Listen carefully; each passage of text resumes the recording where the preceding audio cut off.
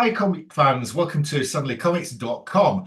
Something a bit different this week. Alan and I are discussing grading companies and whether to have comics raw or graded. Now, if you go across to Alan's channel, we had a discussion about the advantages of slabbed comics versus the advantages of raw comics, and we discussed personally whether we preferred raw or slabbed comics. So quite an interesting debate. If you're a comic collector, you will have your own view. So you need to go and have a look at that video and see where you are on that spectrum of raw to slabbed. However, here on my channel, we are going to discuss the recent controversies occurring at CGC, because over the past 6 months, there have been a number of exciting developments at CGC. I'm going to start off with the guy who was swapping out comics. So he was buying a high grade comic, putting a low grade inside the slab, sending it into CGC for re-slabbing. Regrading, yeah. And so he was getting his lower grade comics graded up to what the original graded comic was. Now, when this first broke, and it was YouTubers who found this occurring. Yeah, Automatic Comics and Swaggelhouse were the two that really promoted it. Yeah. So CGC were quite slow in responding. They did respond eventually and admitted, they said it was limited to 300 books, which they had identified. Well, I was not smile on that one. Okay. Yeah, exactly. And they were going to refund the individuals whose comics had been affected. Okay. Right. So my concern about this is so that then one of the YouTubers I follow, Immaculate Comics, the guy is a rocket scientist, literally, but he's also a very avid comic collector. But he spends a lot of time sort of researching how to preserve comics and clean and press them. Really excellent channel. Check out Immaculate Comics. I will put a link below. He sort of thought, right, I'm going to have a go at opening a slab, taking the comic out, putting a different comic inside it, and resealing it. So he worked out how to do it quite quickly. He did it on camera, showed how to do it, and you could not tell when he had done it that it had been swapped out. And it wasn't just so if he can do it, virtually anybody can do it. So when you're buying a slab comic, no longer can you be sure that the comic you are getting is what the label says it is, because anybody could have swapped that out. That's the first thing. Then we have let's go through that first thing first. Right. Okay. Then there's a lot to go through, so we'll have to circle back too much. But just with that first thing, what I think the guy was doing was, he would constantly, he would reuse the same slab over and over again and just have lower grade books that he'd pop in. The worst offenders were like the Hulk 181s. Yeah, sure. Where he's not only swapping out a lower grade, but he's swapping out a book without the Marvel value stamp. Yeah. And then he's getting a 9/8 blue label slab, and then he just sells it on again. So the point is, it was 300 books from one vendor, and that's just they know that pretty accurately, I would say. Yeah. Probably because we know this one guy is submitting all these books, and that situation was with books that would go under the radar. So he was very, very smart about the books that he chose. He chose the ones that had the highest census counts. He chose the ones with the most of quick return value, high value books, and the most where you can get like let's say you buy a 9/0, because you got to be a little careful. I think even doing that where you swap it out, if you try to put a 5/0 and then you try to get it regraded as a 9/8, well, probably you're not going to get away with it. Um, for the most part. There was a couple things where actually he did a huge amount of quality checking going on at CGC on these reholdering. Yeah, well, there was one where he submitted a direct and got the newsstand label. That was a little bit questionable. But the point is he was for the most part trying to be under the radar. Okay. So yes, even if you get affected, you're probably you're gonna lose thousands of dollars. I'm gonna be one of those things.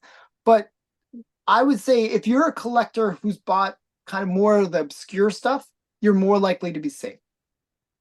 If you bought older slabs, you're probably going to be more likely to be safe. Now, this could have been going on with other vendors. That is my concern. Sure, we found the one guy. My concern is not even with CGC. You could have somebody who's literally opening up a 18190, putting in a 70, selling it as a 90 to some unsuspecting person, then taking not even bothering doing the not going to CGC, not going back to CGC, just passing it on, and then taking his 90, which he's taken out of the slab, and sending that off to CGC. So he's sold off. Yeah, that's what I think that's what this guy was doing for the most part. He wasn't like he would do the reholderings too, but for the most part, I think he was just resubmitting them. That's all you need to do, right? Yeah. Because you just want that 9/8 slab, and then you can keep on reusing that 9/8 slab. So my view is, if this can be done, and it can be done because I've seen it being done by somebody because he showed it, it was being transparent. Then anybody can do it. So are there unscrupulous people in this world who will do this because they can and they can make money out of it? Undoubtedly, yes. Yeah. What you say is true. I think it's less likely on older slabs, and it's less likely on rarer comics, not last ones. But you never know. How are you going to know? Well, so one of the things that especially on the it's not visible, especially on the Marvel stamp cutout thing, for instance, there's no way you can tell that once it's in its slab. Yeah, once it's in the slab. But what's interesting? So this is not something new, believe it or not. Like the controversy is new, but I've actually heard stories about this before, where people have gotten a slab and you can tell it was tampered with. And there was stories about that, going back 2, 3, 4 years ago, 5 years ago, where people were seeing that the slab, there was kind of, you can see like somebody kind of like cracked it open or just slide something else in there. So there has been those cases. So one of the things is when you're a buyer beware, that you've got to look to make sure that it is completely sealed. However, scammers always get better at their scam, right? And just like what you were saying, that guy basically was able to do it in such a way that not only could he switch it out, but he could do it in such a way that wasn't detectable. Yeah. And the question becomes, how many of those are out there? And can you blame this is where you can't really blame the grading companies. I mean, it's like impossible to control that. I would blame them because of the design of the slab. They need to redesign the slab so that's not. So, for instance, the CBCS slab is much more difficult. Less tamper proof. Yeah. I mean, for the most part, they I think they do try to make their what they do is if you look at a CGC slab, and this goes back fairly far, they have like 4 pins in the corners. And when you try to open it, those pins will actually crack. Yeah, go and look at Immaculate comics. He opened it up without cracking the pins. Yeah, so my point is, for the most part, and they try to make it so that it is that way, where if the slab has been tampered with, well, there's only so much a grading company can do. I mean, you can't make the other thing is like you might want to make it bulletproof and fire resistant and a whole bunch of other things, but you cannot do that and keep the costs down to what they're currently charging for the grading. So you have to be practical as well. There is a certain understanding that we have to have as buyers, that we're buyer beware kind of thing, where we got to give a little bit of leeway to the grading companies. I'm going to be a little bit devil's advocate on the side of the grading companies in this one. Okay, then, Alan, that's very nice of you. Let's move on to the next one, shall we? Where the head of CGC, after this first incident, appeared on your YouTube channel, and he got asked the question about whether there was any internal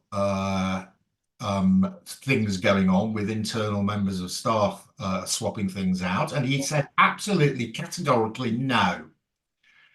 1 week But later, he was lying a bit. 1 week later, we get a report from CGC that they are taking 2 of their employees to court for swapping out comics on people's books. So they were taking comics which had got Mark Jewelers in, putting comics without Mark Jewelers in replace. And they were also stealing books too. And they were stealing books. Where they would say, oh, this book was lost. 1 week after he had deliberately said there's nobody there, what he should have said is can't comment on that at the moment. Yes. Under investigation. Yeah. So it could have been the case that legally he was not allowed to say something. I mean, that's very true. He should have said that then. Yeah. But the point is, if you say, like, it's one of those situations where if you say, oh, I can't comment on it, then everyone's going to say, oh, there's something going on with internal people at. So how do we know to believe anything this man says in the future? Well, my point is that in a way, he was kind of in a tricky situation where he can't even comment that he can't comment. You know what I mean? Okay, so I would have said he shouldn't have been interviewed. He volunteered, he agreed to being interviewed. If he knew the type of questions he was going to get asked, then if he was unable to answer the questions honestly, then he shouldn't have gone on the interview. Sure. Or it could have been the case, who knows? Like, things happen really fast. So who knows? What if in that week he actually said, hey, we got to do an internal investigation? I give him I'm giving the guy a bit of benefit. Okay, let's move on then. Okay. This week, the 2 individuals who were responsible for stealing comics and for swapping them out, the case has been dropped. It has been settled out of court. The 2 individuals have signed NDA agreements and are not making any comments. Now then, that is interesting, Alan. Surely, if you've got people thieving from your company, why do you settle out of court with them? Probably because they've got some things they know that you don't want them to tell people. Yeah. What can I say? It is a bad look, in my opinion. A very bad look. I think the collector community wanted like severe repercussions from it, where they wanted these people flogged. They wanted them like dragged through the streets, probably hung from their toes, stuff like that. The basic. If you harm the comic community, this is what's done to you. But I think CGC is a big company, and with that, these people, we don't know what their status was. Well, they're owned by BlackRock now, aren't they? I know that's not a good thing. That's a whole other set of like issues. But yeah, so they all eat bugs at CGC. That's a weird reference, but I think it's one of those things where if these people were fairly high up, senior within the company, they might know things that could definitely hurt the company. And it could be the case that is there enough of a legal thing where they can say, oh, well, this is a crime that's been committed, or is it more of a personal lawsuit kind of situation? Where, it's comics at the end of the day. Do the courts even respect the whole thing, comparatively? So it could be that they don't want these people revealing any of the trade secrets. I'm trying to play devil's advocate here. Just bear with me. Okay. So hard. So hard. Okay, so the point is they could know stuff that would embarrass CGC or reveal secrets that they don't want people to know because it I could could say actually. if you steal from a thief, the thief is unlikely to prosecute you. Yeah, that's true. That is very true. Like I don't think CGC is a thief in any particular way. But they probably have done things where they actually. Okay, this goes on to the next controversy of what I'm about to say. CGC just released because they're doing the 9-9 grading stuff. They just released a video showing how they grade those books. Yeah, I watched it. And there's good things and bad things about that video. Yeah, I thought there were bad things as well. A lot of good things. Like I actually enjoyed the video. I thought it was well done. Yeah. However, there was one thing that they didn't do, which kind of put into people's minds in the comments. Well, did you check the pages? They never checked. They never actually opened the books. To be honest with you, I'm not that concerned about that because it was a pre-screen.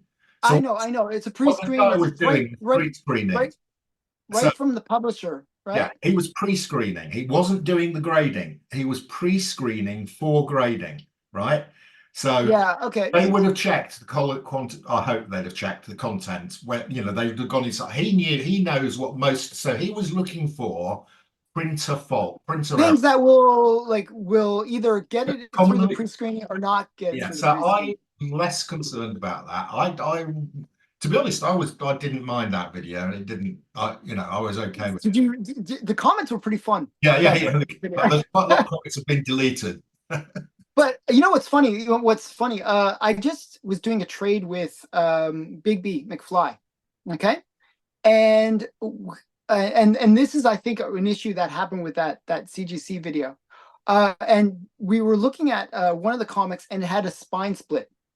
Okay, so he zoomed it into the camera, and the spine split looked like it was like the whole length of the comic because it was so zoomed in. But then he brings it back out and it's like this big. So I'm like, I thought my grade went from like really, really high to really low to really high. It's like all over the place. When they were zooming in on those books, the defects were really showing. And what people don't realize is that's probably like a millimeter. It is probably like you would look at it without that zoom in and you would never see it even. Yeah. But when it's zoomed in, it looked like, oh my goodness, why is he missing all these defects? They're so like obvious, And it was like that was the part that I think people didn't quite get that it was all being super zoomed in on. I didn't mind that video. I thought it was perfectly fine. In fact, me too. Actually, more video from them being transparent. Yeah, I like the transparency. I actually thought it was good. So yeah, but I thought that was an interesting video. I think that video, and they actually have others, can restore some of the credibility. If CGC sort of goes through the grading process, shows modern and older books. I'd love to see more of the Golden Age books, just because that's where my interests lie. And also show books that have restoration and what they're how they're identifying it and stuff like that. Yeah. And there's good things and bad things about all of this, because what's going to happen is the first comment that I heard, very first comment that I heard when they showed this pre-screening of the 9/9s, and it was from Swagglehoss. He said, okay, from now on, I'm going to look at the corners of the book, because that was the first thing that they looked at. Yeah. And so what happens is it changes the way collectors collect. Because now we're collecting with that mindset, oh, how can we get this book through that grading process at CGC? And if there's restoration, how can we get our comic around those restoration things? So there is good things and bad things where this could actually be used against CGC. That's the cat and mouse element of this collecting hobby is interesting. You always hear about people bragging. Like I remember back in the 90s, people bragging about how they could restore books and nobody would notice, like they put the black marker on it. And like, I think people will notice that. but there's always that cat and mouse element where people within the hobby are trying to game the system. Right. Okay, And let's move on to the latest announcement. Now, this is interesting. So, Mhm. at the moment, if you've got a signed comic, I've got a lot of signed Yes, comics. this is They huge. can even have certificates of authenticity. It doesn't matter. If you send them into CGC, they haven't witnessed it, you get a green Mhm. label. It's a horrible thing. Right. Yes. Nobody sends a signed comic into CGC unless they've got a screw loose. Right. Yeah. However, CBCS, you can send a comic into CBCS. They have a signature checking process and they will verify or not verify a signature. Now, they got caught out last year where somebody said, I've sent a fake signature into CBCS and they credited it, which caused a storm. However, largely, so what's happened now is last week, CGC announced that they bought a company that Mhm. does signature authentication. Yes. And Now, they bought the premium company that does premium it. Like, company. Right. Okay. yeah. Now, what does this say to me? This says to me, I'm going to look at the yellow labels where they say they witnessed the signature.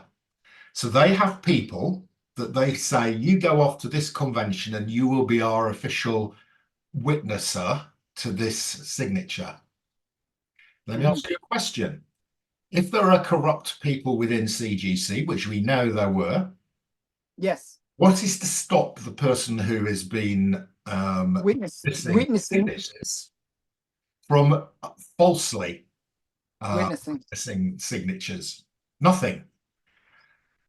There is a few things. There are some checks there. So one of the things is when they do the witnessing, they usually say where. Yeah. Um, yeah, so my point is like generally what'll happen is within the system, within CGC system, for example, they have witnessed at such and such a con, and usually it's a witness series. So like there'll be a bunch of books with that same witnessing thing. As long as there's not an employee that's just like going, oh, this book has been like they doodle on it and then they put gold labels on everything. That's a different thing. We can't control that because there's No, no. I'm talking about the guy who goes and does the witnessing. So let's say he's got a mate who owns a comic store, and he says to him, "Look, I'm going to send you, 20 copies of this guy's book. Put Then these, you witness it. yeah, witness them. Yeah, I'll put a signature on them. You just get it put through as a witnessed. Now they try for the most part. Again, I'm playing devil's advocate here. I know that CGC actually is very thorough about choosing their witnesses. So they like for example, I think at one of the signings, Comic Tom was the witness. One of my friends, he was a witness for, and he's like Overstreet Guide advisor. So there's people that Get me wrong, that I'm sure 99% of the people doing this are upright, above board. Yeah, yeah. above board, entirely honest. Point I'm making is, everywhere in life where there is an opportunity to, Yeah, sure. There's gonna be some, but it's it's gonna really hard to prevent that. It's really well, hard to prevent that. perhaps signature verification would be a useful thing to have. Yeah.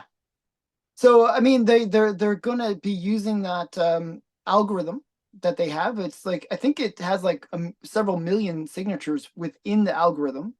And it's basically gonna say, hey, look, this is a real signature based. Yeah, there's things that actually I studied handwriting analysis as a kid. It was like a thing. You can actually tell by the speed that you can actually sense the speed at which a signature is created. Because like when you're forging a signature, the thing is generally you have to do it very kind of slow and meticulously. Like, it's hard to, it's hard to write it Very fast. quick. Yeah. Because usually the way signatures evolve from a artist or whatever is that they get lazy over time and they just they write very. So that's only something that can be achieved by signing many many many times. Okay, I've so used just AH exclamation mark. Yeah, I know sometimes like, yeah, that I know like Adam Hughes is like the most easy to forge signature out there. But my point is, there is like, there are tells that they have. Um, and those programs for the most part, I think will find them. Like if there is forgeries. It's never 100%. Yeah. But for the most part, again, it's like there always has to be like a balance between what responsibilities the grading company has and what responsibilities the collectors have. The collectors do have some responsibility, to be honest. Like it's like, if there's somebody that's But really trying to fool you, I mean, it's let me ask you a question then, Alan. So I've got a CGC green label. Yeah. yes, Will they now let me send that back in and they yes, put it through the verification system and not charge me anything? I think they'll charge you. Ah, I think they'll charge me as well. So, Yeah, you know, it's going to be a reholdering fee, but I think that's the way that they said it. I okay. think it's going to be a reholdering fee Okay. rather than like a proper All right. So I'm um going to verify the signature and reholder it. yeah. So one thing actually I think people don't I think there's a couple things that will actually fall out of this. One is they currently do the signing things where you can send off your books to Yeah. CGC and they'll verify. I actually think this move that they're currently doing will actually diminish the number of that, where people will be like, well, I could just get it signed myself for X dollars or cheaper, or I have books that Yeah. I It have will. are It will affect that. Yes. I think there'll be less people that'll be But uh, uh, what I like about this is it shows me that they're trying to eliminate or reduce the opportunities for fraud. yes. This is a move Uh, that to me says, there's probably some pressure at board level here or from the shareholders saying, guys, you've got to get your act together. It's clear that people have found holes in your systems. You need to fill some of the holes. And for me, this is an indication that they're trying to do that. I actually think that there was a lot of negativity around CGC and the green labels.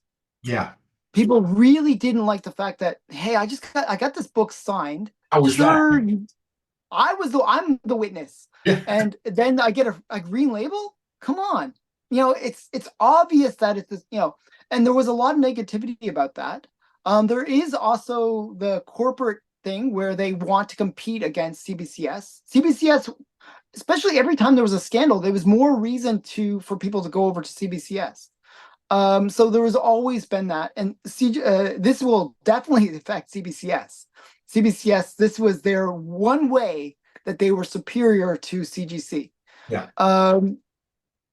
Now that's gone. This is like panic mode for CBCS.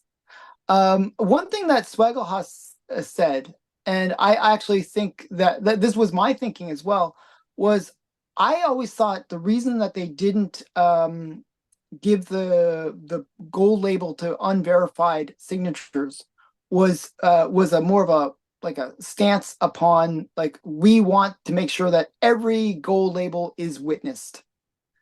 And I think this kind of detracts from that a little bit, where it doesn't seem like they have that high moral stance anymore. Again, this And will tarnish the I think, reputation. Alan, because there are rumors out there, and I've seen a couple of YouTube videos where people have said, we know we've heard of some of these Right. uh, playing the system. So if the rumors Okay. out there, it's probably happening, and CGC have probably heard it as well, and they're probably trying to stamp this out before it gets any further. Well, especially because they just had issues with employees. Exactly. Yeah. Yeah. So I mean, it is one, as I said, it's a game that is a bit crazy where you got like like so many things happening. I mean, we're talking about literally tens of thousands of books getting graded. There is just bound to be something that slips through the cracks, something that is a little bit questionable. And this whole signing thing, think about how many books are getting signed on a daily basis. Yeah, but And your company, certified, guaranteed, whatever the last letter is, then you can't say, oh, we grade a lot of books. Sometimes we're going to get it wrong. It's collectibles, I believe. Certified, guaranteed. Yeah, so really they should change it to certified, occasionally guaranteed. Yeah. What's the point of it unless it is actually guaranteed? Why are you paying that top dollar if they're going to let if you're oh well 5% we get wrong. Oh well, it happens. Life. And go on, then move on. Well, you wouldn't get on an aeroplane if they said, well, 95% of them arrive on without crashing. Yeah. Well, but there's always risk. It's like, as I said, like there's always that cost benefit analysis that you have to do with any business, right? Where you say, okay, I can guarantee 100% of the time that this book is, whatever it says it is. But the grading cost is $1 billion. Now, if you pay that $1 billion, I will guarantee that this book is what it says it is. I'll do that for you. Yeah, exactly. So my point is, when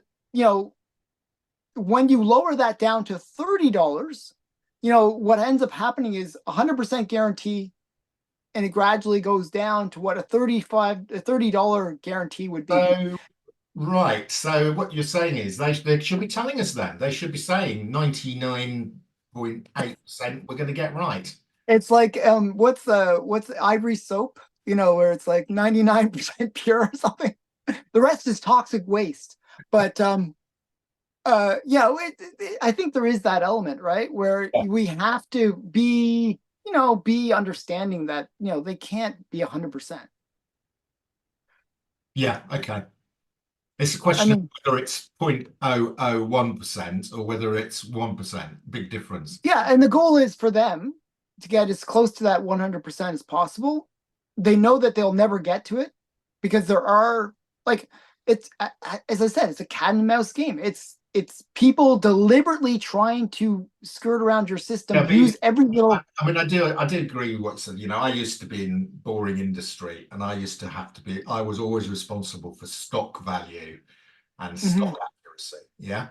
And I had a boss, he didn't understand, and he came to me and he said, "Why is stock only 98% accurate?" I said to him, "That's actually pretty good." I said, "If you want it higher, the cost for the last couple of percentage it's a doubling effect. It'll cost you this much to get to 98% stock accuracy, and then it'll cost you 5 times as much again to go from 98 to 99. Yeah, exactly. If you want 100% accuracy, I need to employ 10 people on a daily basis. They're watching everything. Yeah. Oh, okay. Yeah. So then he set my target at 98%, and he, Yeah, I mean that's what I was talking about. The $1 billion example, right? Yeah.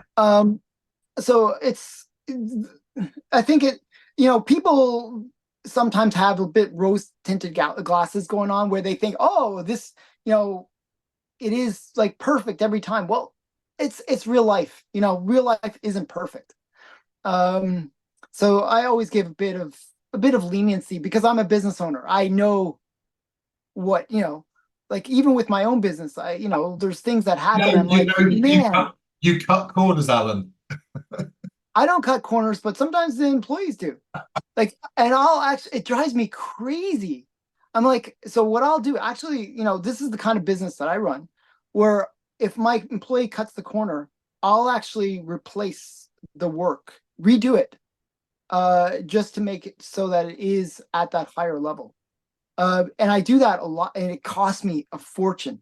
It's a big percentage of my business I lose because of that. And there's only so much whipping and chaining my employees that I'm allowed to do legally. So it is what it is. I try. His employees are down in the basement, chained to the wall. they're noisy at night. It's so annoying. Yeah. But okay. But yeah, it is what it is, right? So you that's part of business. And so as a business owner, you kind of have that understanding. But I think people generally that are the business owners really do want to provide the best that they can for their clients. And it is what it is. You can't always be 100%. Yeah, Alan, by the way, is sponsored by CGC here today.